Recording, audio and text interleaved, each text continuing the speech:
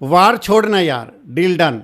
Trump uncle का ये 40वां बार हुआ, तो लोगों को इस बार भी लग रहा था कि ये कोई ऐसे बोला गया है जैसे पिछले 39 बार बोला गया था। ऐसा कुछ नहीं है, वो अपने तरफ से बोल रहे हैं। लेकिन जब ईरान ने प्रपोजल एक्सेप्ट किया, 14 पॉइंट्स हैं, 14 शर्त है उस पर, तो आज हम लोग डिस्कशन करेंगे कि ईरान ने क्या खोया क्या पाया, यूएस ने क्या खोया क्या पाया, इजराइल की क्या सिचुएशन है, और मोस्ट इम्पॉर्टेंट इंडिया पे पॉजिटिव और नेगेटिव इम्पैक्ट क्या पड़ा या पड़ने वाला है। दोनों बातों पे चर्चा करेंगे। आज हमारी पोर्टफोलियो कैसे आगे प्लान करनी चाहिए, इंडियन मार्केट कैसा बिहेव करेगा, उस पर भी हम लोग डिस्कशन करेंगे। कुछ रिबैलेंसिंग की ज़रूरत तो नहीं है पोर्टफोलियो में, कुछ शिफ्टिंग की ज़रूरत तो नहीं है पोर्टफोलियो में, ये सब बातों की चर्चा करेंगे। सबसे पहली बात, जैसे ये अनाउंसमेंट होती है फ्राइडे को और थर्सडे रात को कि ये सीज फायर अनाउंस हो गया है, तो फ्राइडे को इंडियन मार्केट और ग्लोबल मार्केट सब ने एक पॉजिटिव, ज़बरदस्त पॉजिटिव रिस्पांस दिखाया। ऐसा लग रहा था कि शायद ये फिर से कुछ लेबनान और इजराइल के बीच में फिर से एक गोलाबारी चला कि ये डील फिर से क्लोज नहीं होगा और फिर से कुछ लड़ाइयाँ शुरू हो जाएगी। लेकिन जब संडे को करीब करीब ये युद्ध ख़त्म ही हो गया था, तो एक्सपेक्टेशन हो गया कि अब युद्ध ख़त्म होने जा रहा है, जिसकी वजह से मंडे भी मार्केट में एक ज़बरदस्त उछाल देखने को मिला। चाहे वो लार्ज कैप हो, मिड कैप हो या स्मॉल कैप हो, हर एक सेक्टर हर एक निशान में था, अच्छी खासी पॉजिटिव थी, लोगों को एक चैन की सांस मिला। अब इस पे जो अभी युद्ध जो करीब करीब 107 दिन चला, तो लोगों को लग रहा होगा, ट्रंप अंकल खुद से पूछ रहे होंगे, यार मैंने ये युद्ध क्यों किया, मैंने क्या खोया क्या पाया। अगर ऐसा, मुझे लगता है कि ये कम्प्लीटली लॉस है यूएस के लिए।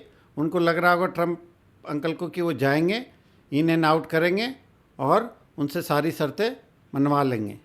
लेकिन ईरान डट के खड़ा रहा और मजबूती से उनका सामना किया, और ऐसे कह सकते हैं कि ईरान का एक साइकोलॉजिकली विन हुआ है। चाहे वहाँ बहुत सारी जानें गई, साथ में बहुत सारा कंस्ट्रक्शन, बिल्डिंग, सारा जो इंफ्रास्ट्रक्चर और डैमेज हुआ, नो डाउट ये तो काफ़ी समय लग जाएगा उनको रिबिल्ड करने में।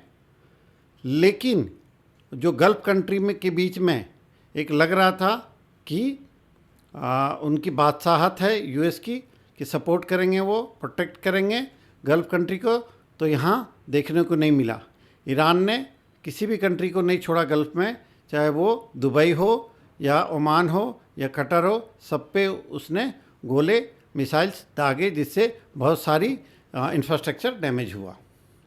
अब हम लोग इजराइल की बात करते हैं। इजराइल अभी भी मानने के लिए तैयार नहीं है कि हम लोग युद्ध को ख़त्म करें, क्योंकि वहाँ पे रेजिम चेंज की उनकी मेन ऑब्जेक्टिव था, जो अभी पूरा नहीं हुआ। यूएस को एक खुशी मिल रही होगी कि ईरान आगे न्यूक्लियर वेपन्स नहीं बनाएगा। इसकी वजह से जो क्रूड ऑयल $115-120 चला गया था, वो धीरे धीरे घट के 83 यूएस डॉलर आ गया है। अब आगे क्या रहने वाला है, ये सब चीज़ें तो चलती रहेगी, यूएस का या ग्लोबली जो भी सिनेरियो रहेगा। हम बेसिकली इंडियन मार्केट के ऊपर बात करेंगे कि आगे कैसा, वार के बाद कैसा रहेगा। अब क्रूड ऑयल धीरे धीरे डाउन साइड चला गया, जिसकी वजह से इन्फ्लेशन कम होगी, साथ में करंट अकाउंट डेफिसिट रिड्यूस होगा, बढ़ेगा नहीं, क्योंकि हम लोग का मोस्ट ऑफ द पैसे कहाँ जाते थे, क्रूड ऑयल बाय करने में। अब जो 114, 115 या $120 लगता था, अब वो घट के 83, 82 आ गया है।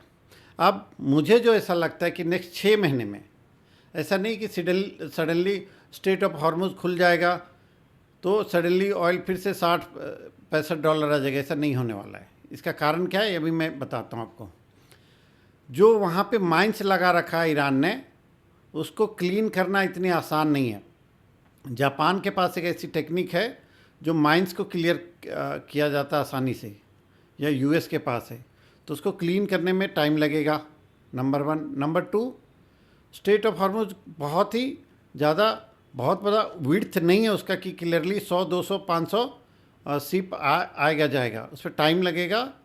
Number one. नंबर तो डिमांड सप्लाई की ये थोड़ी सी गेम चलेगी, जिसकी वजह से थोड़ा सा ऊपर नीचे क्रूड ऑयल स्पाइक कभी हो सकता है, कभी कभी नीचे होगा। नंबर टू, जो वहाँ पे बहुत सारा जो कुआं है या जो जहाँ से ऑयल निकालते हैं वो आइदर बंद है या डिस्ट्रॉयड हो चुका है। तो अगर ऐसा हुआ है तो उसको ठीक करने में भी टाइम लगेगा। ऐसा नहीं कि आज स्विच ऑन स्विच ऑफ हो गया और तुरंत से फिर से स्टार्ट हो जाएगा, ऐसा नहीं होने वाला है। तो इसकी वजह से भी जो सप्लाई जिस तरह से आ रहा था बिफोर वार वो नहीं होने वाला, उसमें टाइम लगेगा। 6 महीने भी लग सकते हैं या साल भर भी रख सकते हैं। लेकिन और बहुत सारे कंट्री ने क्या किया है, जैसे जापान सोलर एनर्जी की ओर मूव कर रहा है। उन्होंने बोला कि नेक्स्ट 2-3 साल के लिए उनकी एनर्जी के लिए उन लोग कोई दिक्कत नहीं है उनको। साथ में चाइना ने भी बहुत बड़ा अपनी रिजर्व को निकाला है। तो ऐसे में अगर डिमांड कम रहती है और सप्लाई फिर से बढ़ जाता है तो क्रूड ऑयल धीरे धीरे करके कम होगा। जो मुझे लग रहा है नेक्स्ट 3-6 महीने में क्रूड ऑयल वापस 70-75 की रेंज में रहेगा, जो हम लोग के लिए बहुत अच्छी बात है। अगर 75 के बीच में रहता है तो हम लोग का फॉरेन रिजर्व भी बढ़ जाएगा। अब मेन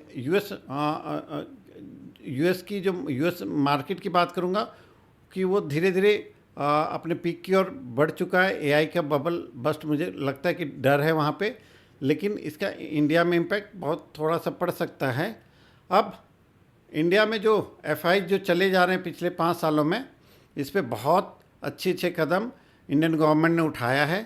पहला चीज़, अभी जो बॉन्ड मार्केट के ऊपर उन्होंने टैक्स फ्री कर दिया, लॉन्ग टर्म 20% जो लगता था वो बहुत लुक्रेटिव है। साथ में जो जितने भी एनआरआई हैं उनकी डिपॉजिट पे जो हेजिंग कॉस्ट था, करेंसी की जो रिस्क थी, उस पर उन्होंने अपने पॉकेट से बियर करने की बात की है, जिसकी वजह से जितने भी एनआरआई हैं उनकी जो डिपॉजिट होगा उसके ऊपर उनको 2.5% की कम से कम बचत हो जाएगी। तो इन हैंड टैक्स फ्री उनको 6.5-7% बनेगा, जो बहुत लुक्रेटिव है। उससे भी बहुत ज़्यादा एक हम लोग एक्सपेक्ट कर रहे हैं कि इंडिया में फॉरेन करेंसी डॉलर आएगा। साथ में सीतारमन मैम का भी अगर आप इंटरव्यू देखेंगे तो उन्होंने ये भी बोला कि ये हमारी आखिरी कदम नहीं है, धीरे धीरे हम लोग और स्टेप लेंगे जिससे कि एफआई का फ्लो धीरे धीरे इंडिया में बढ़े।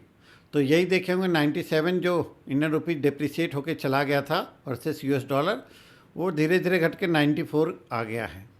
और ये मुझे जो लगता है कि ये 3-4 और % डाउन जाएगा या 5% डाउन जाएगा, मतलब 90 के करीब आ जाएगा। अगर ऐसा होता है तो एफआई वापस इंडिया की ओर रुख करेंगे और इन्वेस्ट करना शुरू करेंगे।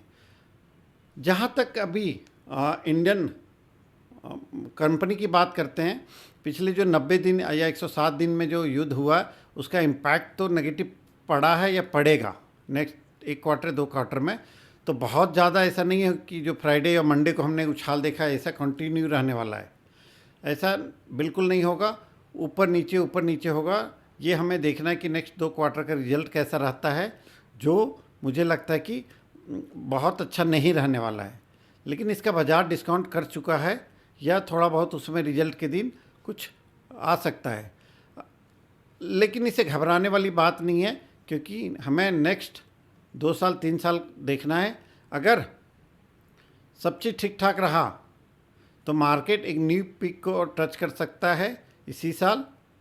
और अब रही बात अपनी पोर्टफोलियो को कैसे आप बैलेंस करके रखते हैं। बहुत सारे लोगों ने क्या किया, ये वार के डर से कि वार रुकने वाला नहीं है, कैपिटल क्राइसिस आ गई, इन्फ्लेशन बढ़ जाएगा, इंडिया के पास कुछ नहीं होगा, या कुछ स्टेटमेंट भी कुछ लोगों को ऐसे आ गए जिसकी वजह से सबको डर लग रहा था। लेकिन ऐसा कुछ नहीं होने वाला है। लॉन्ग टर्म इन्वेस्टर के लिए कभी भी दिक्कत नहीं होता है। हमें प्रॉब्लम क्या है कि हम रोज़ अपनी पोर्टफोलियो की वैल्यूएशन को देखते हैं, सुबह से शाम तक जब तक मार्केट बंद ना हो, ऊपर नीचे स्टॉक मार्केट की वैल्यूएशन को देखते रहते हैं, कौन सा बढ़ा कौन सा घटा। ये बिल्कुल गलत बात है। अगर हम लोग एक आदत बना लें कि 15 दिन या 1 महीने में अपनी पोर्टफोलियो को देखें या रिव्यू करें, और रिव्यू करने का भी बिल्कुल भी टाइम नहीं है कि हम लोग अभी फंड को इधर से उधर कर दें। फॉर एग्जांपल, एक जो मल्टी कैप या मिड कैप अभी अच्छा नहीं चल रहा है, फॉर एग्जांपल, या फ्लेक्सी कैप अच्छा नहीं चल रहा है लेकिन पास्ट में बहुत अच्छा किया हुआ है, उसका रीज़न क्या है कि ग्रोथ स्टॉक वो फंड मैनेजर ने ले रखा होगा और ग्रोथ स्टॉक सारे टूटे थे बिकॉज एफआई यहाँ से मूव हुआ था। लार्ज कैप, अभी बहुत सारे जो लार्ज कैप नंबर 1 होता था शुरू से, वो नेगेटिव रिटर्न दिया पिछले 1 साल में। इसका मतलब क्या, क्या हमें वहाँ से हटा के मिड कैप स्मॉल कैप में चल जानी चाहिए? ऐसा बिल्कुल नहीं करें। अपनी पोर्टफोलियो का वेटेज लार्ज कैप में जो आपके हिसाब से लगता है कि एग्रेसिव कितनी होनी चाहिए, mid cap small cap, gold silver में वैसे रखें। बहुत ज़्यादा भी गोल्ड या सिल्वर की ओर फिर से ना जाएं। और अभी इस टाइम में आप इक्विटी, म्यूचुअल फंड इक्विटी में एक्सपोजर ज़्यादा रखें, चाहे वो लार्ज कैप हो या मल्टी कैप, फ्लेक्सी कैप पे इस टाइप में रख सकते हैं। एसआईपी बिल्कुल बंद नहीं करें। एसटीपी अगर कोई है, अगर फ्रेश पैसे, तो नेक्स्ट 2-3 महीने में एसटीपी कर सकते हैं। लेकिन अभी जिस तरह की सेंटीमेंट चल रही है, सब चीज़ अगर अच्छा हुआ तो मार्केट यहाँ से एक अच्छी मूवमेंट अपसाइड की ओर जाएगा, तो घबराने की बिल्कुल ज़रूरत नहीं है। अगर आपको मेरी हेल्प चाहिए कि कैसे रिव्यू करते हैं पोर्टफोलियो को, क्या क्या डेटा चाहिए, तो आप मुझे कॉल कर सकते हैं, ग्रोवाइड ऐप को डाउनलोड कर सकते हैं और अपनी पोर्टफोलियो को एनालाइज करने में हमारी हेल्प ले सकते हैं। आपको ये मेरी वीडियो कैसी लगी, अच्छी लगी हो तो लाइक करें, सब्सक्राइब करें और फॉरवर्ड करें। जय हिंद, जय भारत।